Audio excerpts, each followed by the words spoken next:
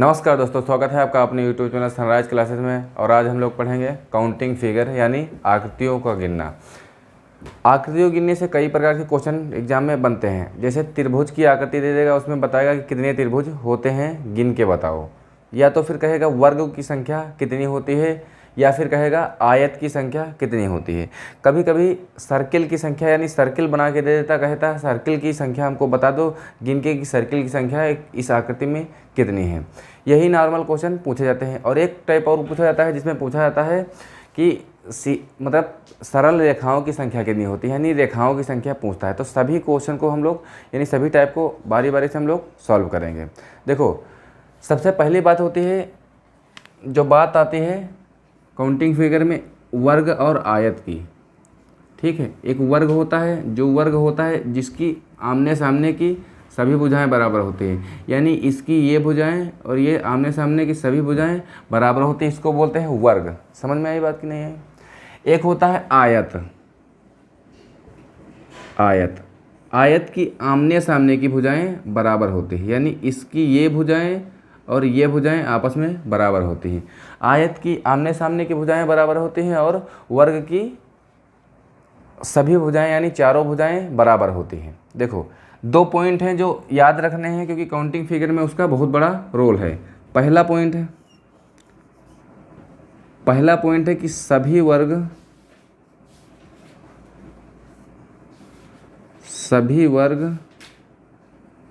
आयत होते हैं।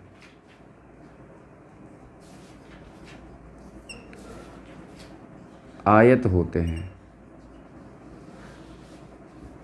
यानी सभी वर्ग हैं, जो ये वर्ग हैं, सभी के सभी वर्ग आयत भी होते हैं, यानी इस वर्ग को हम आयत भी कह सकते हैं। बात समझ में आई है कि नहीं? क्योंकि आयत की विशेषता होती है कि आमने सामने की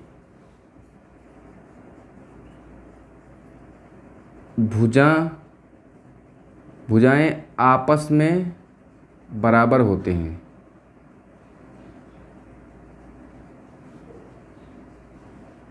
बात समझ में आई? यानी जो आयत होता है उसकी आमने सामने की भुजा बराबर है, यानी इस वाली भुजा के बराबर ही तो ये वाली भुजा है, और इस वाली भुजा के सामने वाली तो भुजा बराबर है। वर्ग में भी तो यही है, यानी इसकी भुजा सामने वाली ये बराबर है, इसकी भुजा सामने वाली ऊपर वाली बराबर है। इसका मतलब वर्ग भी तो एक आयत हो जाएगा। बात समझ में आएगी यार? ठीक है, वर्ग की आमने सामने की नहीं चारों भुजाएं बराबर होती हैं। चारों भुजाएं बराबर होती हैं। चारों भुजाएं बराबर होती हैं। एक बात बताओ, जब एक आकृति है जिसका नाम वर्ग है, उसकी चारों भुजाएं बराबर होगी तो आमने सामने की तो भुजाएं बराबर ही होंगी। आयत की विशेषता होती है कि आमने सामने की बराबर भुजाएं होंगी तो हम आयत बन जाएंगे। ठीक है, यानी आयत कहलाएंगे। जब आमने सामने की भुजाएं बराबर होंगी तो हम आयत कहला जाएंगे। जब उसमें वर्ग में सभी भुजाएं बराबर होती, इसका मतलब आमने सामने की भुजाएं तो बराबर ही होंगी।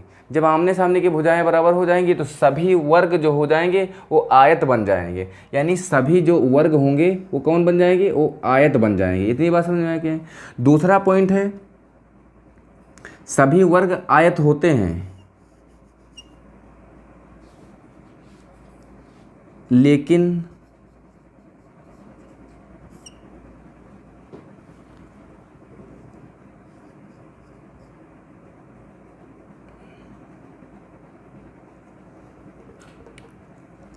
कोई भी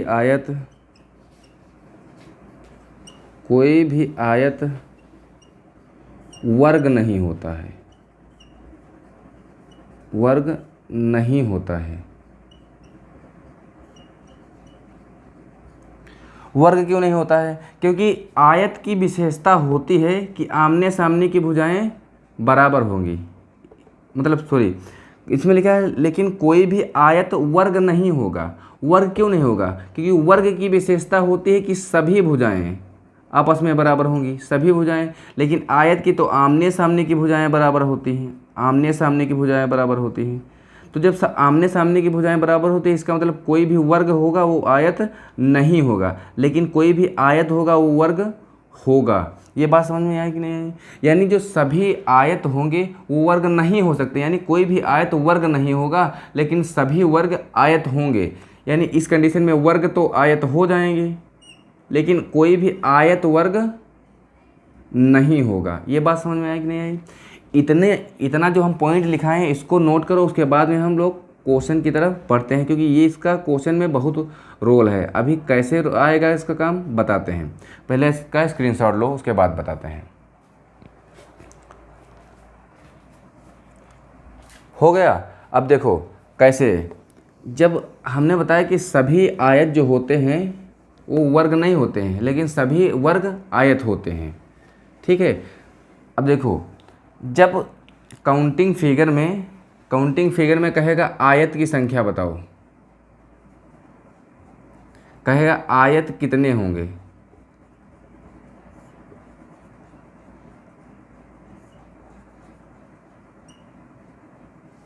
एक फिगर बना देगा।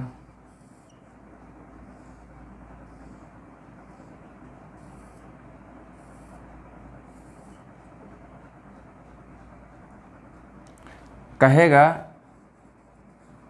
आयत कितने होंगे, यानी इस वाले जो आकृति है इसमें आयत की संख्या कितनी हो जाएगी। बात समझ में आई कि नहीं आई? तो आयत कैसे हम लोग निकालते हैं? आयत को निकालने का बहुत ही सिंपल फार्मूला होता है। यानी सबसे पहले यहाँ पे जो बॉक्स होते हैं उसको हम काउंट कर लेंगे। यहाँ पे एक बॉक्स हो जाएगा, ये दो, इसको ऊपर लिखते हैं थोड़ा। यहाँ पे एक हो जाएगा, दो हो जाएगा, तीन हो जाएगा, चार हो जाएगा। इसी तरह यहाँ पे एक लिखे हो तो यहाँ पे इस वाली लाइन में लिखेंगे, यानी एक, दो, तीन और चार हो जाएगा। हम लोग निकाल क्या रहे हैं? आयत निकाल रहे हैं। आयत कैसे निकलता है? इन सभी को जोड़ लेते हैं, इनको सबको जोड़ लेते हैं। यानी एक और दो मिला के तीन हो जाएगा, तीन और तीन छः हो जाएगा, छः और छः और चार 10 हो जाएगा। यानी कितना आ जाएगा? यहाँ पे 10 आ जाएगा। बात समझ में आएगी नहीं? इधर जिस तरह हम इस तरफ यहाँ जो सबका योग कर लिए हैं, उसी तरह इस वाली लाइन में भी कर लेंगे। यानी एक का जोड़ेंगे दो में, इस तरह जोड़ते जाएंगे। यानी 4 3 7, 7 2 9, 9 1 10। यानी इस तरह जो संख्या आ जाएगी 10 आ जाएगी। आयत जब पूछा है तो क्या करेंगे? इसी 10 का गुणा हम 10 से कर देंगे तो क्या आ जाएगा? 100 हमारे पास आयत आ जाएंगे। क्या आ जाएंगे? आयत की संख्या कितनी आ जाएगी? 100 आ जाएगी। यानी इस प्रश्न का जो जवाब होगा हमारा 100 हो जाएगा, ठीक है। लेकिन इसमें आयत और वर्ग दोनों की संख्या निकल के आई है। बात समझ में आई है? कैसे आई है? अब सुनो हमारी बात। जब हम इस तरह काउंट करते हैं, यानी इस बॉक्स को काउंट करेंगे तो क्या आएगा? ये तो हमारा वर्ग हो जाएगा। लेकिन इसको जब हम काउंट करेंगे तो यहाँ क्या हो जाएगा? इसको मिला के दोनों काउंट करेंगे तो यहाँ एक वर्ग हो जाएगा और दो आयत हो जाएंगे। दो वर्ग हो जाएंगे और एक आयत हो जाएगा, क्योंकि आयत की आमने सामने की भुजाएं बराबर हो जाएंगी ये वाली, और वर्ग की ये सामने भुजाएं होंगी। यानी दो आयत को गिनेंगे, दो वर्ग को गिन रहे हैं, एक आयत को गिन रहे हैं। यानी आयत और वर्ग दोनों को मिला के हमारे पास संख्या कितनी आएगी? 100 आएगी। क्वेश्चन किस तरह बनता है अब सुनो हमारी बात। इसको एक बार नोट करो, उसके बाद बताते हैं।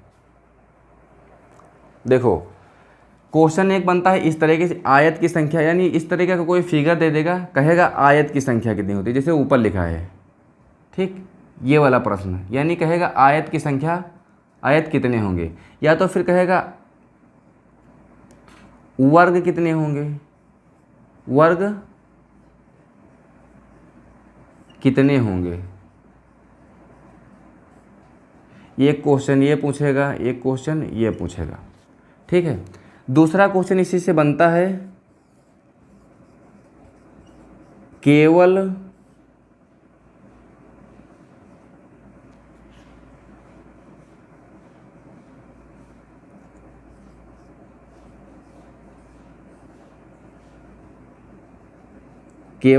आयत की संख्या कितनी है।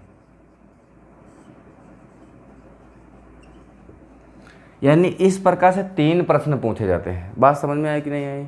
यानी पूछा जाता है कि आयत कितने होते हैं, तो हम फार्मूला कौन सा लगाएं, यानी तरीका कौन सा लगाएंगे, इस तरह सभी बॉक्स को गिनेंगे, उसको एक तरफ लिख लेंगे, इधर वाले बॉक्स को गिनेंगे, मतलब इधर वाले नंबरिंग करके उसके बाद इधर करेंगे, दोनों का गुणा कर देंगे तो हमारे क्या आ जाएगा, आयत आ जाएंगे।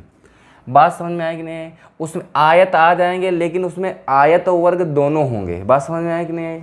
अगर क्वेश्चन में कहेगा वर्ग कितने होंगे, वर्ग, तो हमको वर्ग वाला फार्मूला लगाना है। वर्ग कैसे निकालते हैं वो देखो, इस तरीके से तो हम निकालेंगे, क्या आ जाएगा हमारे पास, आयत की संख्या आ जाएगी।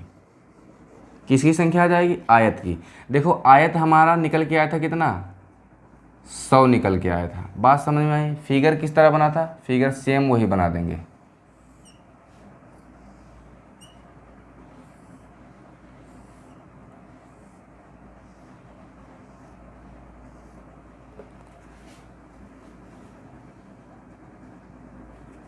कुछ टेढ़ा बन गया, सीधा बनाते हैं।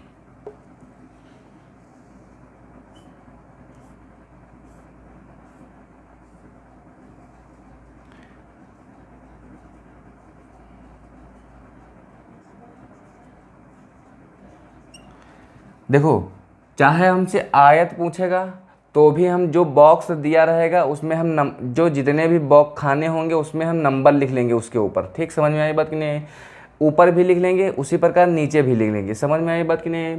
अगर वर्ग पूछेगा तो भी हम वही काम करेंगे, अगर केवल आयत की संख्या पूछेगा तो भी हम वही काम करेंगे। वर्ग कितने, आयत कितने निकाले थे, यानी सबको जोड़ लेंगे, 4 3 7 2 9 9 1 10, 10 इधर आया था और 10 इधर आया है और 10 इधर आया है, दोनों को मिला के कितना हो जाएगी, संख्या कितनी हो जाएगी आयत की, 100 हो जाएगी। ठीक, इसी में अगर पूछा कि वर्ग की संख्या कितनी होगी, वर्गों की संख्या कितनी होगी, यानी वर्ग कितने होंगे इस वाले में, तो वर्ग कैसे गिनते हैं, जो सबसे लास्ट वाला वैल्यू होती है, लास्ट वाली, इधर से 4 नंबर वाली 4 है, इधर से लास्ट है। ठीक, इसको यहाँ पे लिख लेते हैं दोनों को, 4 गुणे 4। बात समझ में? यानी दोनों की तरफ जो लास्ट वाली वैल्यू होगी उसको हम दोनों को गुणे में लिख लेंगे। इतनी बात समझ में आया कि नहीं?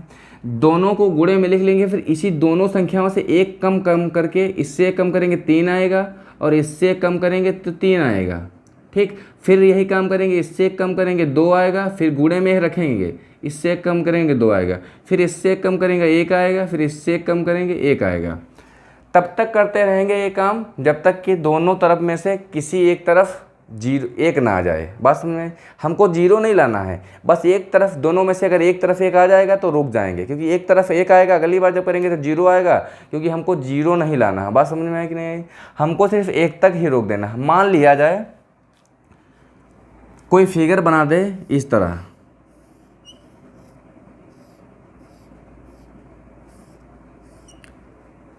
इस तरह फिगर बना दे, कहे वर्गों की संख्या कितनी होगी। ठीक, सबसे पहले इसमें निकालते हैं वर्ग कितने होंगे। 4 चौक 16, 3 त्रिका 9, 2 दूनी 4, 1 एकम 1। देखो 9 और 1 10, 10 4 14, 14 और 16 मिला के कितना हो जाएगा, 14 और 16 मिला के हो जाएगा 30। यानी वर्ग की संख्या हमारे पास कितनी आ जाएगी, 30। वर्गों की संख्या कितनी आई, वर्ग हमारे पास निकल के आए 30। बात समझ में आई कि नहीं आई? अब देखो हम बता ये रहे थे कि इसमें 2 क्वेश्चन हो गए हमारे। एक तो आयत पूछेगा तो डायरेक्ट इनका सबका योग करेंगे, डायरेक्ट लास्ट वाली संख्याओं का गुणा करके आयत निकाल लेंगे। वर्ग पूछेगा तो इन लास्ट वाली संख्याओं को लिखेंगे, उसके बाद एक एक कम करते लाएंगे जब तक कि 1 ना आ जाए, दोनों तरफ में से 1। देखो कैसे करना है, जैसे इस तरह मान लिया जाए, एक यहाँ पे 1 है, 2 है, 3 है, 4 है, यहाँ पे 1 है, 2 है, 3 है। इस तरह से अगर कोई संख्या आ जाए तुम्हारे पास और कहे हमको इसमें वर्ग की संख्या तो बता दो, तो वर्ग की संख्या हम क्या बताए थे, लास्ट वाली दोनों तरह की संख्या लेंगे, यानी इसको और इसको लेंगे, यहाँ लिखेंगे 4 और 3, फिर दोनों तरफ एक एक कम करते नीचे लिखते जाएंगे। इस यहाँ पे 3 लिखेंगे, यहाँ पे 2 लिखेंगे, यहाँ फिर 2 लिखेंगे और यहाँ पे 1 लिखेंगे। अब देखो हमारी बात, यहाँ दोनों में से एक तरफ 1 आ गया यहाँ पे, अब यहीं पे हमको रुक जाना है। ठीक, अब इसके आगे ये नहीं करना है कि इधर तो हमको कम करके 1 लिख लेंगे, लेकिन इधर क्या कम करेंगे, इधर कम करेंगे तो 0 हो जाएगा, 0 करेंगे तो इसका मतलब फिर 0 हो जाएगा। इसका मतलब ये वाली कंडीशन हमको लाना ही नहीं है, दोनों में से सिर्फ हमको एक तरफ 1 आ जाएगा तो वहीं पे रुक जाना, चाहे इस तरफ आ जाए चाहे उस तरफ आ जाएगा। उसके बाद बस इतने काम करेंगे। हम निकाल क्या रहे हैं, वर्ग की संख्या निकाल रहे हैं। बताए थे क्या इन सबको गुणा करके यहाँ लिख लेना, 4 3 12, 3 दूनी 6 और 2 1 कम 2, यही तो आएगा। 6 और 6 12 और 6 18 2 20, यानी इस वाले क्वेश्चन से वर्ग की संख्या कितनी आ जाएगी, वर्ग आ जाएंगे 20। ठीक, इसी प्रकार हम लोग वर्ग निकालेंगे और आयत में क्या करेंगे, 4 3 12, डायरेक्ट आयत की संख्या अगर पूछे इसमें तो कितनी हो जाएगी। आयत आसान है, जानते हो क्यों, क्योंकि इसमें सबसे लास्ट वाली संख्या लेना, इधर से सबसे लास्ट, इधर वाले सबसे आखिरी, दोनों का गुणा कर देना, वही हमारी आयत आ जाएगी। वर्ग की संख्या में दोनों को लेके उसके बाद एक एक कम करते करते गुणा करते जाते हैं, उस सबको जोड़ लेते हैं, उस सब हमारा वर्ग आ जाता है। अब देखो हमारी बात, एक क्वेश्चन आपसे पूछेगा कि कोई फिगर दे देगा, ये फिगर दिया है, कहा है इसमें क्या आएगा, आयत कितने होंगे, तो संख्या कितनी आ जाएगी, डायरेक्ट इसको जोड़ेंगे 10 आएगा यहाँ पे, और उसका डायरेक्ट गुणा कर देंगे 100 आ जाएगा, आयत की संख्या हो जाएगी। अगर वर्ग की संख्या कहेगा तो सबसे लास्ट वाली संख्याओं को दोनों ले लेंगे, यहाँ पे क्या संख्या आई थी, आंसर आया था वर्ग, यानी 30 संख्या आएगी वर्ग। लेकिन कहीं लिखा रहेगा, कहीं पर लिखा रहेगा हमको केवल आयत की संख्या बता दो, केवल आयत की संख्या। तो हमने बताया था जब हम आयत निकाल रहे होते हैं, जब हम आयत की संख्या निकाल रहे होते हैं तो उसमें आयत और वर्ग दोनों काउंट हो जाते हैं। हमने अभी एक पॉइंट लिखवाया था सबसे स्टार्टिंग में, कहा था कि सभी वर्ग आयत होते हैं। तो जब हम आयत निकाल रहे होते हो तो उसमें जितने भी वर्ग होते हैं वो भी तो निकल के आ जाते हैं, यानी जो आयत निकलते हैं उसमें वर्गों की संख्या जुड़ी होती है, यानी वर्ग भी उसमें शामिल रहते हैं। अब हमारे पास जानते हो क्या करें, जब कहेगा केवल, जो हम तरीका बताएं लास्ट वाली संख्या गुणा करो के बताओगे तो वो संख्या आयत की आएगी, लेकिन उसमें आयत और प्लस वर्ग दोनों होंगे। बात समझ में आई कि नहीं आई। जब कहेगा केवल आयत की संख्या बताओ, इसका मतलब वो कह रहा है वर्ग की हमको संख्या नहीं चाहिए, हमको केवल आयत की संख्या चाहिए। अब देखो फिर कैसे निकालेंगे उसी तरह, आयत को निकाल के अलग लिख लेंगे, ये हमारे आयत हो जाएगा। इसमें आयत और वर्ग दोनों हैं, उनमें से जब हम वर्ग निकालेंगे वर्ग वाले तरीका, इस तरीके से जो वर्ग निकल के आएंगे, यानी 30 निकल के आए थे, इस 30 को हम इसी आयत वाले कुल जो आयत है उसमें 30 को माइनस कर देंगे तो हमारे पास कुल आ जाएंगे 70 क्या होंगे, ये हमारे पास केवल आयत हैं, केवल आयत हैं, यानी शुद्ध आयत आएंगे, इसमें कोई भी वर्ग की गिनती नहीं होंगी, यानी ये केवल आयत हैं, प्योर आयत 70 होंगे। ठीक है, लेकिन ये जो 70 है, ये यहाँ पे जो 100 लिखा है, ये आयत की संख्या तो है, लेकिन जानते हो क्यों, आयत की संख्या लेकिन उसमें वर्ग की संख्या जुड़ी हुई है। इसका मतलब जब हमसे कहेगा केवल से जब लिखा रहेगा तो हमको निकालना इसी तरह है, इसी तरह आयत निकालेंगे, इसी तरह हम उसी आयत वाले आयत निकालेंगे, फिर वर्ग जिस तरह निकालते हैं उस तरह वर्ग निकालेंगे, फिर आयत से वर्गों को घटा देंगे, जितना आएगा वो हमारा शुद्ध होगा, यानी केवल प्योर आयत होंगे, उसमें वर्ग की संख्या जुड़ी नहीं होगी। बात समझ में आई कि नहीं आई। इस प्रकार से हम आयत और वर्ग वाले सवाल करेंगे। एक बार हम दूसरा क्वेश्चन लेते हैं, उसमें आयत और वर्ग गिनना एक बार और बता देते हैं, उसके बाद हम चलते हैं आगे टाइप की ओर, मतलब अगले टाइप की ओर। ये हमारा था आयत और वर्ग वाली बात। अब सुनो हमारी बात, जैसे कहीं पर लिख दिया जाए, एक फिगर दे दे, इस तरीके से आपका फिगर दे देगा,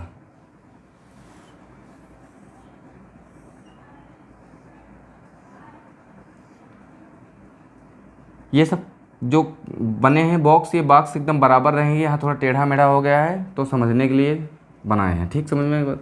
सबसे पहले अगर कहेगा इसमें आयत बताओ, यही तो क्वेश्चन बताएगा, आयत की संख्या कितनी होती, या तो कहेगा वर्ग की संख्या कितनी होगी, ठीक है, या तो कहेगा केवल आयत की संख्या कितनी होती, केवल आयत की संख्या बता दो। ये 3 क्वेश्चन सिर्फ पूछेगा, इससे बाहर कोई आयत से कोई सवाल नहीं पूछेगा। या तो कहेगा आयत बता दो, या तो कहेगा वर्ग की संख्या हमको बता दो, या तो कहेगा केवल आयत की संख्या बता दो, यानी वो जो आयत वाला आयत जिस तरह निकालते हैं उसको निकाल के उसमें हम वर्ग को निकाल के माइनस करके हमको आंसर बता दो। इसका मतलब सिर्फ यही होता है बस। कैसे निकालते हैं आयत, कैसे निकालते हैं, सबसे पहले चाहे आयत निकलवाए चाहे वर्ग निकलवाए, हमसे इससे मतलब नहीं है। सबसे पहले हमको इसमें नंबरिंग कर लेना है, यानी एक यहाँ पे 2 3 4 आगे भी बॉक्स होते तो हम आगे भी नंबरिंग करते, लेकिन यहीं तक है तो यहीं तक हम लोग करेंगे। नीचे लिखा है यहाँ पे भी, इस साइड में भी नंबरिंग कर लेंगे, यानी दोनों तरफ हमको सिर्फ नंबरिंग कर लेना है। इतनी बात समझ में आया कि नहीं आया? जब नंबरिंग हम लोग कर लेंगे उसमें के बाद क्या करेंगे, आयत निकालना है, तो आयत में सबसे लास्ट यानी इन सभी को योग कर लेते हैं, इन सभी संख्याओं का योग करके यहाँ लिख लेते हैं। कैसे, 4 3 7 2 9 1 10, यानी 10 जो होगा यहाँ पे लिख लेंगे, और इस सेट क्या लिखेंगे, 1 और 2 3 और 3 6, यानी हम 6 यहाँ पे लिख लेंगे। हम लोग आयत की संख्या निकाल रहे हैं, तो आयत की संख्या कैसे निकालेंगे? आयत की संख्या निकालने के लिए हम बताए हैं कि सबसे पहले इसको हम नंबरिंग को जोड़ लेंगे, यानी 10 आया है, इस तरफ की नंबरिंग को जोड़ लेंगे यानी 6 आया है। हम इन्हीं दोनों का गुणा कर देंगे, डायरेक्ट कितना आएगा, 10 का 60, यानी 60 हमारे पास क्या आ जाएंगे, आयत आ जाएंगे। जब प्रश्न में केवल शब्द नहीं लगा रहेगा, केवल वाला शब्द नहीं लगा रहेगा, तो हमको आंसर कितना देना है, 60 देना। आयत की संख्या कितनी आएगी, 60 देना है, जब केवल शब्द नहीं लगा रहेगा। फिर कहा है कि वर्ग की संख्या बताओ, वर्ग की संख्या। वर्ग कैसे निकालते हैं, हमने बताया था सबसे लास्ट वाली संख्या यहाँ पे लेते हैं 4 3 और वहाँ 4, यानी एक तरफ लिखते हैं 3, एक तरफ लिखते हैं 4, इसमें एक कम करते जाते हैं, यानी यहाँ 2 यहाँ 3 यहाँ 1 यहाँ 2, तब तक के हम कम करेंगे जब तक कि दोनों में से किसी एक तरफ एक ना आ जाए। बात समझ में आ गई? 0 हमको लाना नहीं है, सिर्फ लाना कितना है, 1 लाना है, यानी एक ही तरफ होना चाहिए। बस सभी का गुणा करके लिख लो, 4 3 12 3 दूनी 6 2 1 कम 2 6 6 12 6 18 2 20, यानी वर्ग की संख्या कितनी आ जाएगी, वर्ग की संख्या हमारी हो जाएगी, तो हमारा आंसर कितना बताना है, 20 होती है। अगर कहेगा आयत की संख्या मतलब केवल आयत की संख्या बता दो, जब आयत की संख्या कहेगा तो 10 छक्का 60 आंसर आएगा।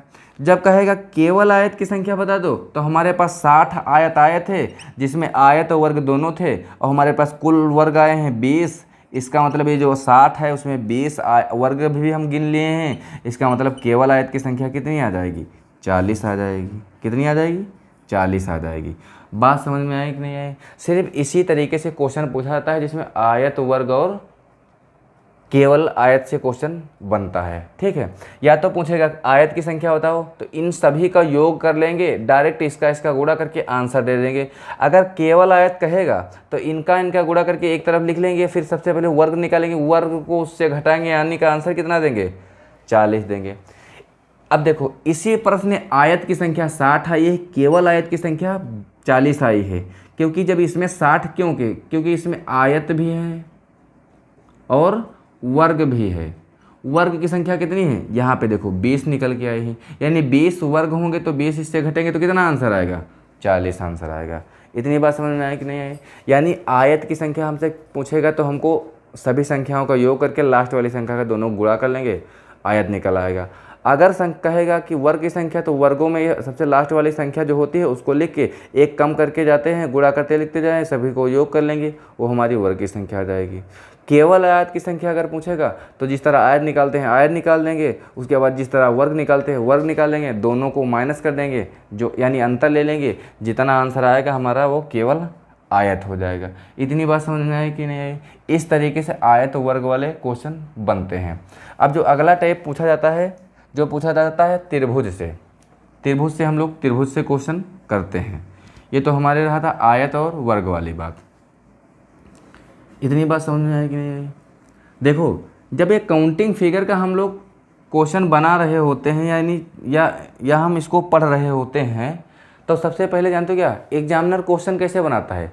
कुछ बेसिक आकृतियाँ होती हैं जिनको तुम्हारे माइंड में एकदम सेट होना चाहिए। यानी बेसिक आकृतियों में जो त्रिभुजों की संख्या होती है वो कितनी होती है, या वर्गों की संख्या होती है वो कितनी होती है, वो अगर बेसिक आकृतियाँ होती हैं उनको अगर तुमको पता रहेगा तो उसी में थोड़ा छेड़छाड़ करके यानी कुछ परिवर्तन करके नई आकृति बना देगा, थोड़ा उलझी हुई आकृति बनाएगा, टफ कर देगा, फिर कहेगा इसमें त्रिभुज की संख्या कितनी होती है। एकदम आसान तो देगा नहीं। समझ में आई बात कि नहीं है? क्योंकि इतने बच्चे पेपर दे रहे होते हैं, और पेपर का मतलब पेपर जब सेट करने वाला होता है यही तो होता है कि इसमें कन्फ्यूजन बढ़ी है। ऑप्शन जानते हो कैसे बनाता है? ऑप्शन एकदम 1 2 एकदम बहुत क्लोज बनाता है। एक ऑप्शन दे देगा, कहेगा इसमें 50 त्रिभुज हैं, एक कह देगा 49 है, एक कह देगा 48 है। इस तरीके से एक एक नंबर एक एक कम करके तो आंसर बनाता है यानी ऑप्शन बनाता है, इसलिए कन्फ्यूजन बड़ी रहती है। अब देखो हमारी बात, कुछ बेसिक जो आकृतियाँ होती हैं उसको हम सिर्फ याद करेंगे, उसी से हम लोग क्वेश्चन को करेंगे। यानी उस जितनी आकृतियाँ हम बताएंगे बेसिक आकृति, यानी वो बेसिक आकृतियाँ होंगी उसको तो हम लोग याद करेंगे। ठीक, कैसे बेसिक फिगर होंगे उसको हमेशा दिमाग में रखें। जैसे कि इस तरह कोई आकृति दिया रहेगा त्रिभुज की संख्या, इस तरह अगर कोई आकृति दिए रहेगा कहीं इसमें इस चित्र में त्रिभुजों की संख्या कितनी होती है, तो हम लोग क्या करेंगे, इसको एक और इसको दो, यानी जितने त्रिभुज होंगे उनको जोड़ लेंगे, 2 1 3, यानी इसमें कितनी हो जाएगी, 3 त्रिभुज हो जाएंगी। बात समझ में। इसी तरह कोई आकृति अगर इस तरह बनाएगा, ठीक इस तरह बना देगा, फिर त्रिभुज की संख्या पूछेगा, फिर वही काम करेंगे, 1 2 और 3, यानी 3 2 5 और 6, यानी इस वाली आकृति से कितने हो जाएंगे, 6 हो जाएंगे। इस वाली आकृति से कितने थे, 3। यानी जितने भी हमारे पास बॉक्स होंगे यानी त्रिभुज होंगे, सब में नंबर लिख के हम नंबरों को ही सिर्फ जोड़ लेना है, वो हमारा आ जाएगा, ये बेसिक त्रिभुज की आकृति हो जाएगी। बस समझ में। कभी कभी एग्जामिनर जानते हो कैसे क्वेश्चन बनाता है, इसी आकृति में यहाँ पे एक लाइन मार देगा, यानी इस तरह लाइन खींच देगा, फिर कहेगा इसमें त्रिभुज की संख्या बताओ। जब नहीं खींची थी तो हमारे पास 6 थे, यानी अब यहाँ पे देखो, यहाँ पे खींचा तो यहाँ से भी तो एक त्रिभुज बन जाएगा, यहाँ से आते हुए यहाँ तक त्रिभुज, दूसरा यहाँ से यहाँ, फिर तीसरा यहाँ से, यानी इस वाली लाइन में तो यहाँ से बनेंगे, फिर यहाँ से भी तो बनेंगे, 1 2 3, यानी 3 2 5 1 6, यानी इससे भी 6 बनेंगे। यानी इस कुल आकृति से कितने बनेंगे, 6 बने थे, 6 और बनाएंगे, यानी कितने बन जाएंगे, कुल मिला के 12 बन जाएंगे। अब देखो 12 कैसे हो सकता है, त्रिभुज में आकृति इस तरह बना दें, इस तरह कोई आकृति बनाए, इस तरह बनाएं, एक लाइन यहाँ खींचिए, एक लाइन यहाँ खींचिए, एक लाइन यहाँ खींचिए, एक लाइन यहाँ खींचिए, और कहे यहाँ इस वाले आकृति में त्रिभुजों की संख्या बता दो कितनी होती है। तो कैसे करेंगे, सुनो, हमने आपको बताया है बेसिक आकृति कौन सी होती है, इनमें नंबर लिख लेंगे 1 2 3 और 4, इनको सबको जोड़ लेंगे, 4 3 7 2 9 1 10, यानी इस वाले पार्ट से 10 आएंगे, 10 त्रिभुज की संख्या बनेगी। अब देखो कैसे गिनेंगे, जितनी भी ये वाली नीचे वाली हॉरिजेंटल वाली यानी जो क्षैतिज वाली रेखाएं होती हैं, इस तरह पड़ी रेखाएं, इनको बोलते हैं पड़ी रेखाएं, इनको बोलते हैं खड़ी रेखाएं। यानी जिस प्रकार ये पड़ी वाली रेखाएं जितनी भी होंगी, यहाँ पे 1 है तो यहाँ पे 10 बनेंगे, यहाँ पे भी 1 है तो यहाँ पे 10 बनेंगे, यहाँ पे 1 है यहाँ पे 10 बनेंगे, यहाँ पे 10 बनेंगे और यहाँ पे 10 बनेंगे। बात समझ में आई? यानी जितनी बार वो काटा जाएगा उतने ही त्रिभुज बनते जाएंगे। नीचे वाले को गिन लेंगे, उसके बाद जितनी भी बार काटेगा उतने त्रिभुज बन जाएंगे। यानी इसमें त्रिभुजों की संख्या कितनी हो जाएगी, 10 20 30 40 50, यानी त्रिभुजों की संख्या कितनी हो जाएगी, 50 हो जाएगी। इसी प्रकार से बनाएगा। बात समझ में आए कि नहीं? हो सकता है इस तरह बना दे। आकृति जानते हो किस तरह, एक त्रिभुज इस तरह बनाए, इस तरह, तो इसमें तो तुमको पता है कि 1 हो जाएगा, 2 3, यानी 3 2 5 2 5 1 6, यानी इस आकृति 6 हो जाएगा। हो सकता है अगली बार जो क्वेश्चन बनाए तो यहाँ से दे दे और 1 में ना दे, ये भी तो हो सकता है। तो क्या करेंगे, इसमें 1 बनाएंगे, इसमें 2 बनाएंगे, 2 1 3, यानी यहाँ से 3 निकल के आ जाएंगे। यहाँ से 6 है लेकिन यहाँ से 3, तो कितना हो जाएंगे, कुल मिला के इस आकृति से हो जाएंगे 9। बात समझ में आएगी नहीं? इसी तरह वो क्वेश्चन बनाता है। समझ में आई कि नहीं बात? यानी ये जो बेसिक आकृतियाँ होती हैं, इन्हीं आकृतियों से वो छेड़छाड़ करके क्वेश्चन बनाता है। अब देखो यही तो आकृतियाँ होंगी, ये बेसिक तो तुमको पता है, ठीक है। इस तरह एक नई आकृति बना देगा,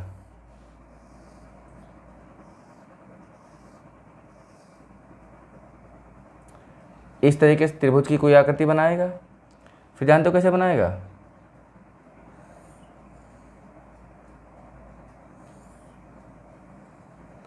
इस तरह आकृति कहेगा, बना देगा, कहेगा इसमें त्रिभुज की संख्या कितनी होती है। हो सकता है इस तरह जॉइन कर दे, त्रिभुज की संख्या कितनी होती है, ठीक। तो हमको पता है कि इस वाली बेसिक आकृति में कितनी हुई, 1 2 3 4 हो जाएंगी, 4 3 7 2 9 1 10, 4 3 7 2 9 1 10, यानी इस वाली बेसिक आकृति से हमारे 10 हो जाएंगे, ठीक है। यहाँ पे कितने हो जाएंगे, देखो ये वाली जो लाइन है, ये वाली लाइन इस तरह सीधी बनी है, इस तरह बनेंगे। हमने बताया था 2 आकृति में, यानी इसको यहाँ पे देखो 1 यहाँ पे 2, यानी इनको मिला के यहाँ से 3 हो जाएंगे नहीं हो जाएंगे, 3 वहाँ से हो जाएंगे, यहाँ से क्या 1 हो जाएगा। यानी 10 3 13 1 14, यानी इस आकृति से कितनी त्रिभुज हो जाएंगे, 14 त्रिभुज हो जाएंगे। यानी इसी प्रकार कुछ ज्वाइंट करके तुमसे बनाएगा, यानी बेसिक आकृतियाँ यही रहेंगी, उसमें कुछ इस तरह से अलग से जोड़ देगा, कहेगा हमको त्रिभुज गिन के बता दो कितने होते हैं। ठीक है, तो एकदम बेसिक वाली तो आकृतियाँ देगा नहीं, यानी इस प्रकार तो डायरेक्ट देगा नहीं, क्योंकि सभी बच्चे को पता होता है कि बेसिक आकृतियों में त्रिभुज की संख्या कितनी होती है, नॉर्मल काउंटिंग करके लिख देता है। लेकिन एग्जामिनर जब क्वेश्चन बनाता है तो उसी बेसिक आकृतियों का उपयोग करके ही बनाता है, थोड़ा कठिन कर देता है, कुछ भी उलझाऊ वाली वो उसमें फिगर बना देता है। इसीलिए हम कहते हैं कि बेसिक वाली आकृतियाँ सिर्फ हम लोग को याद रखना है। ठीक, उसके बाद में इसी से क्वेश्चन बनाएगा, तो एक बार इसको स्क्रीनशॉट ले लो, उसके बाद बताते हैं आगे। हो गया।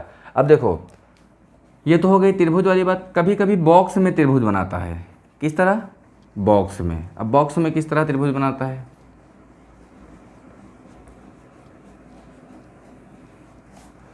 बॉक्स में त्रिभुज कैसे बनाता है।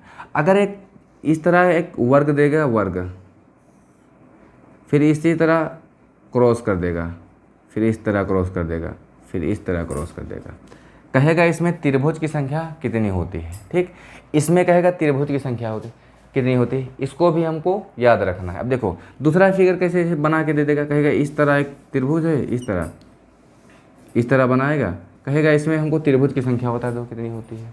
बात समझ में आए कि नहीं आए। एक और आकृति बनाएगा, कहेगा इस तरह हमको बता दो इसमें त्रिभुज की संख्या कितनी होती है, इसमें त्रिभुज की संख्या कितनी होती है। बात समझ में आए कि नहीं।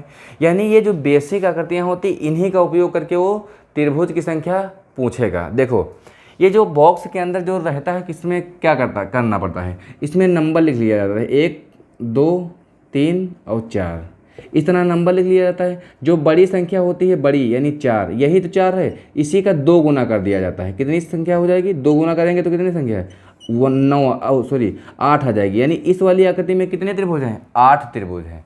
यानी जो बॉक्स के अंदर, वर्ग के अंदर हमको बताएगा, वर्ग हो चाहे आयत हो, वह आयत में ऐसे क्रॉस करके जब बनाएगा, कहेगा हमको इसमें त्रिभुज की संख्या बता दो, तो सबसे पहले उसमें नंबरिंग कर लेंगे, जितने भी त्रिभुज होंगे उनका 2 गुना कर देंगे, वही हमारा आंसर आएगा।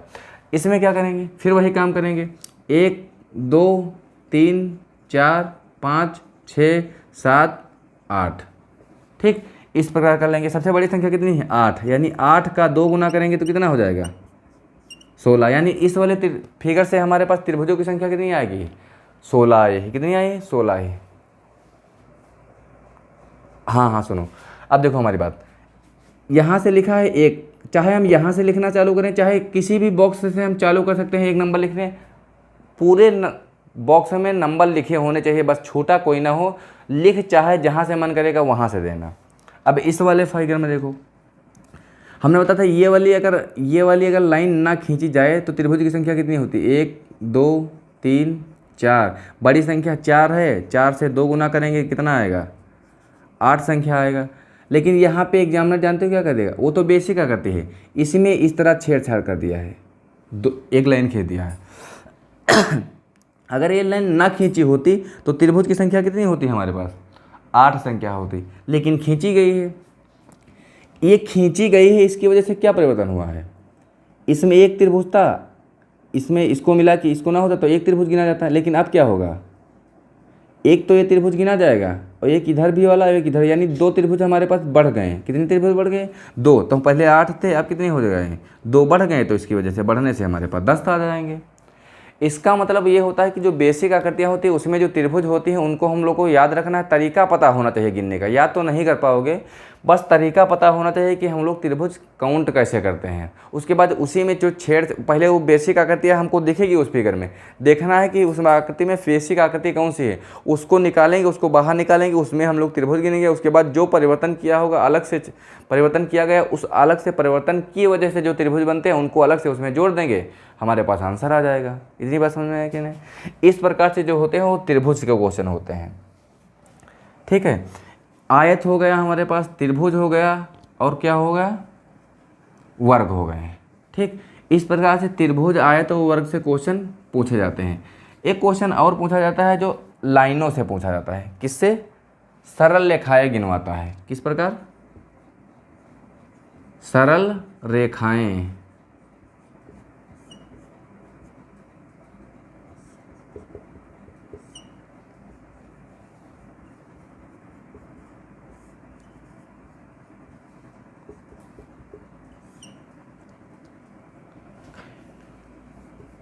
कहेगा सरल रेखाएं कितनी हैं, किसमें कितनी हैं, एक फिगर देगा।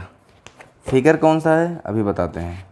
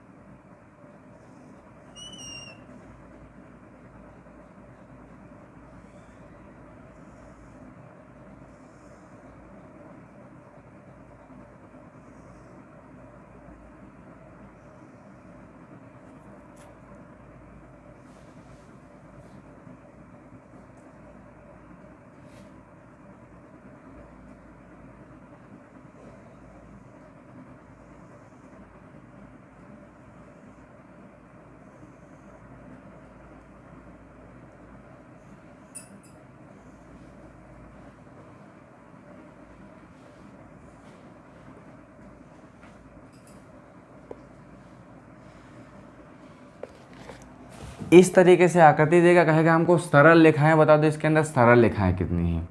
तो सरल रेखाएं इसी एक क्वेश्चन से हम बता देंगे कि सरल रेखाएं कैसे गिना जाता है। ठीक समझ में बात करिए, सरल रेखाएं कैसे गिनी जाती हैं।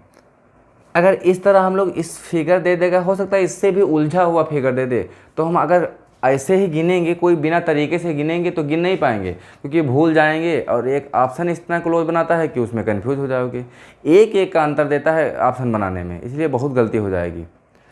कैसे बना हम लोग गिनेंगे, सबसे पहले इसमें जानते हो क्या करेंगे, सीधी वाली रेखाएं गिनेंगे। कौन सी? सीधी रेखाएं। सीधी रेखाएं गिन लेंगे, यानी इस तरह जो होंगी, ठीक। या तो सीधी ना लिखो, इस तरह हम लिखते हैं। सबसे पहले खड़ी रेखाएं गिनेंगे। कौन सी? खड़ी रेखाएं, यानी इस प्रकार जो होंगी, इस प्रकार जो होंगी यहाँ पे लिख लेंगे। खड़ी के बाद हम लोग मतलब गिनेंगे कौन सी? पड़ी रेखाएं, जो इस तरह होती हैं, पड़ी रेखाएं। खड़ी रेखाएं जो ऊर्ध्वाधर होती हैं, और जो पड़ी रेखाएं होती हैं जो क्षैतिज रेखाएं होती हैं। बात समझ में आएगी नहीं? इस तरह लिखेंगे। फिर लिखेंगे तिरछी रेखाएं। तिरछी रेखाएं में जानते हो कौन से?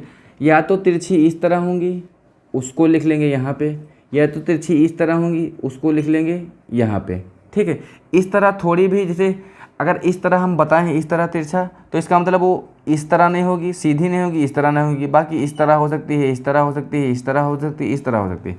इन तीनों जो चार लकीरें बनाए हैं ये वाली, इनमें इसको ही गिनेंगे, यानी इस तरह ही उसको हम रखेंगे। यानी इस तरह थोड़ी बहुत जो टेढ़ी होंगी उनको यहीं पे लिखेंगे, और इस तरह जो होंगी इस तरह एकदम इस तरह ना हो, मतलब क्षैतिज ना हो, नहीं तो इसमें पड़ी में आ जाएगी। इस तरह जो भी होंगी तो यहाँ लिख लेंगे। इस तरह हम लोग गिन के चारों रेखाओं को हम लोग लिखेंगे, यहाँ पे नंबर लिख लेंगे, उसके बाद में जोड़ लेंगे, हमारा आंसर आ जाएगा।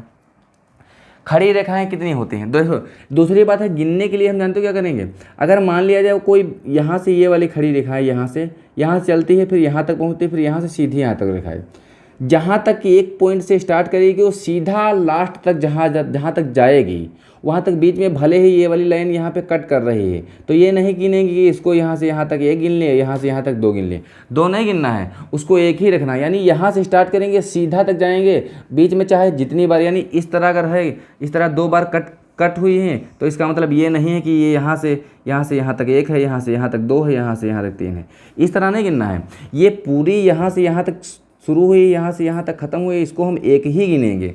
बात समझ में आई कि नहीं? भले या 2 जगह कट हुई है, चाहे या 3 जगह कट हुई है, रेखा तो हमारे पास एक ही है, यानी इस प्रकार हम गिनेंगे। देखो कैसे इसमें गिनेंगे।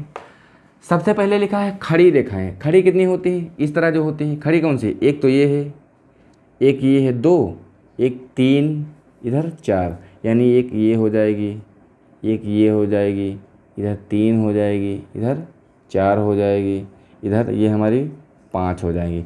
यानी हमारे पास खड़ी रेखाएं की संख्या कितनी है? 5 है। अब कौन सी गिनना है? पड़ी रेखाएं। पड़ी रेखाएं मतलब इस तरह जो क्षैतिज रेखाएं हैं, इस तरह 5 हो गई थी, यहाँ पे लिखें। अब खड़ी तो अलग से नंबरिंग करेंगे, यानी एक ये हो जाएगी, ये यहाँ पे 2 हो जाएगी, ये यहाँ पे 3 हो जाएगी, और यहाँ पे क्या हो जाएगी? 4 हो जाएगी। यानी खड़ी की संख्या कितनी आई? 4 आई है। फिर हमको क्या करना है? इनको हम मिटाते हैं। ठीक, नंबरिंग नहीं करना है, बस हमको खड़ी खड़ी अलग लिख लेना है, पड़ी पड़ी अलग लिख लेना है, उनको दोनों को लिख लेना है अलग, फिर उसके बाद तिरछी वाले गिनेंगे। समझ में आए कि बात नहीं? फिगर को हम लोग गंदा नहीं करेंगे पेपर में, जब पेपर आएगा। तिरछी का मतलब होता है इस तरह टेढ़ी तिरछी होंगी वो गिन लेंगे। देखो यहाँ पे देखो, एक ये है, एक ये है, दो, एक यहाँ पे है, 3 रेखाएं। 3 के अलावा कोई है नहीं है, यानी एक ये वाली तिरछा, एक ये वाली तिरछा 2, एक यहाँ से यहाँ तक के आई है 3, यानी 3 हो गई ये तिरछी।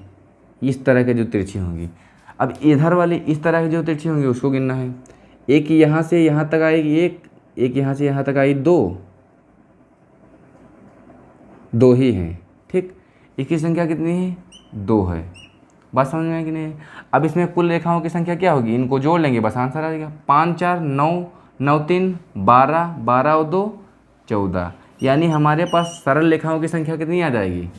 14 आ जाएगी।